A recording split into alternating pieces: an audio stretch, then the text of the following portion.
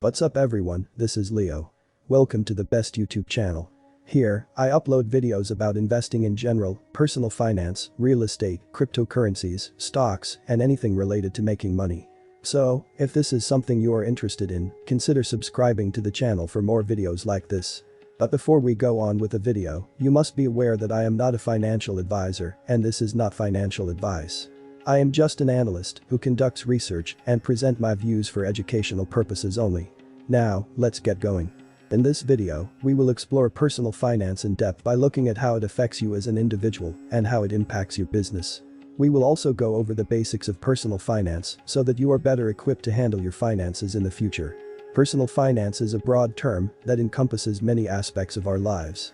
It can be anything from managing your income and expenses to saving for retirement or buying a home.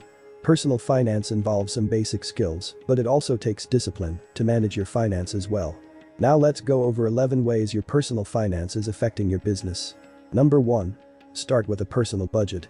The personal budget is a plan that has been put in place by an individual which details how they will manage their money. It contains all of the income and expenses in that person's life. The personal budget can help someone know where their money is going, what they can afford to spend or save, and make informed decisions when it comes to how their finances are being handled. Number 2. Hold yourself accountable to your goals. The first thing you need to do is to set a goal. It can be anything from working out more often to saving money or even reading more books.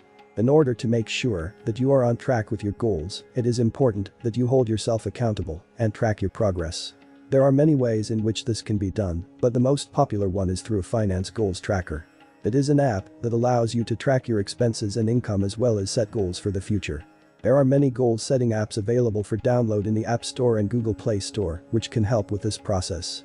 However, some of them have monthly costs, so it might be better if you find a free one instead of spending money on something that does the same thing. Number 3. Invest in yourself and your business. Investing online is one of the best ways to build your wealth, and it's not as complicated as you may think. Investing in yourself and your business is a crucial step in building a strong foundation for success. It can be easy to neglect this area, but it's important to take the time to invest in yourself because the payoff will be worth it.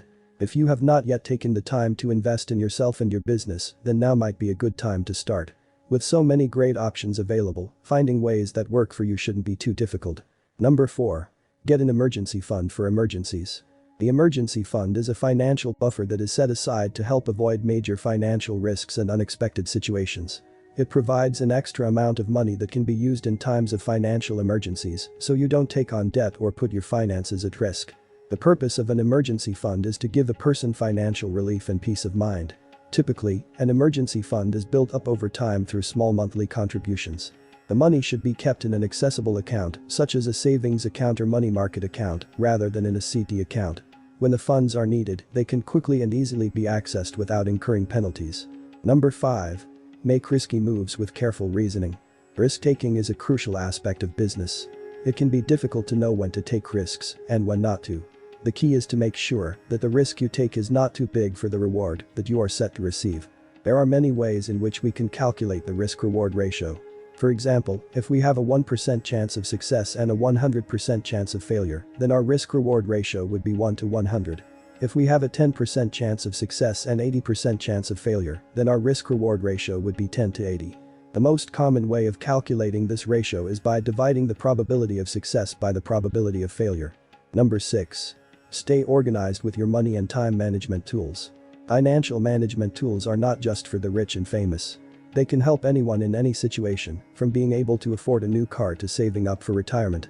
The financial management tools that are available today can help you stay on top of your bills, manage investment portfolios, and even keep track of how much money you have in your account. The following is a list of financial management tools that are available today: Quicken, Money Manager, Personal Capital, and Mint. Number 7. Simplify the tax process by knowing which expenses can be deducted. A lot of people who are self-employed or work for a company that doesn't offer benefits are not aware of the tax deductions they can get because they don't have the time to do their own taxes. The IRS has a list of expenses that can be deducted from your income, and it is worth taking the time to go through them and see if any apply to you. Some examples are health insurance premiums, home office expenses, travel expenses, educational courses related to your work. Number 8. Follow the law. When you are running a business, it is important to follow the law. This is because if you don't, you could get penalized for it. The FTC, Federal Trade Commission, has created a set of guidelines that all businesses need to follow in order to avoid penalties from the FTC. For example, you cannot make false or misleading claims in order to sell your product or service.